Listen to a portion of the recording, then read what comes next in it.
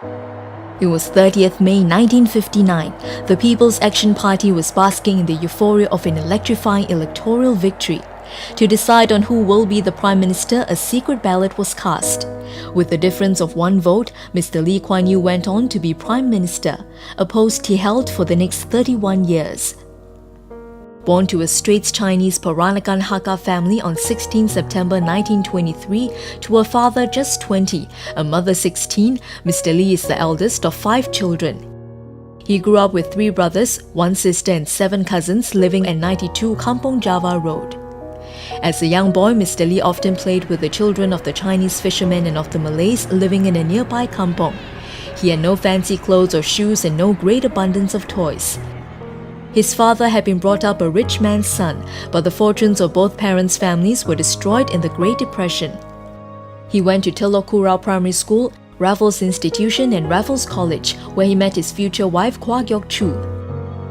Mr. Lee had wanted to study law at Cambridge University, but the outbreak of the Second World War delayed his plans.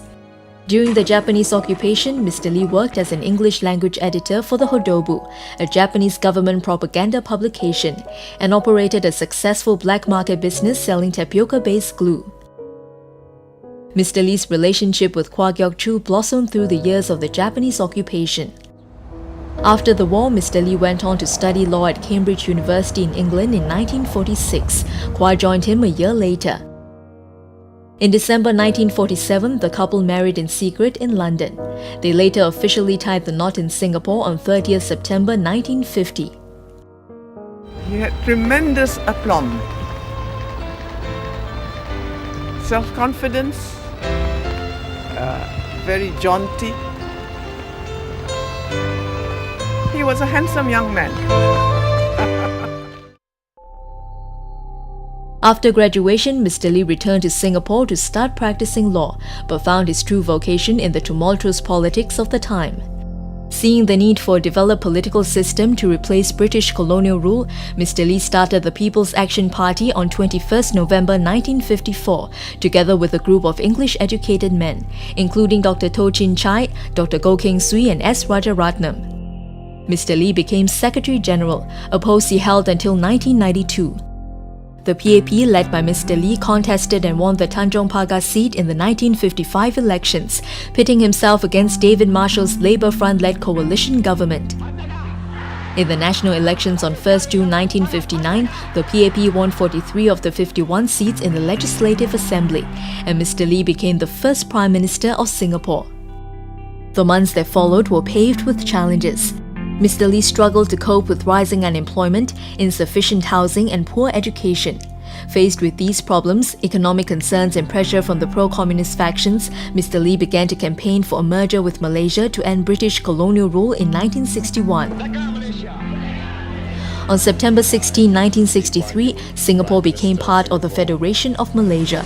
Do hereby proclaim and declare on behalf of the people of Singapore that as from today, the 16th of September, 1963, Singapore shall forever be a part of the sovereign, democratic and independent state of Malaysia.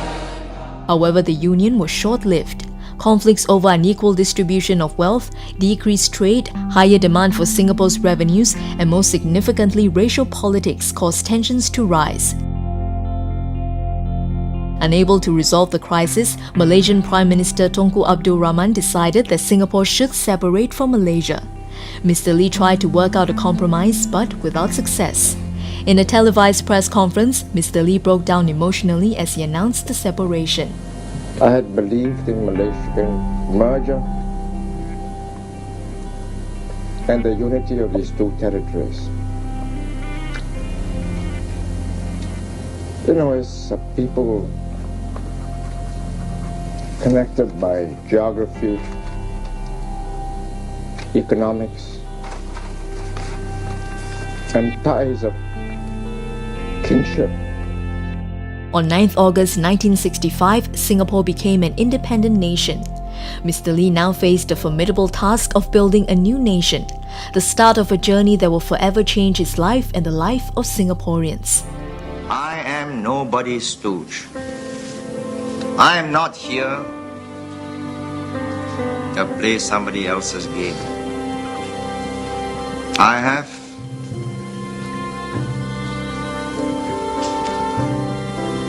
a few million people's lives to account for. And Singapore will survive.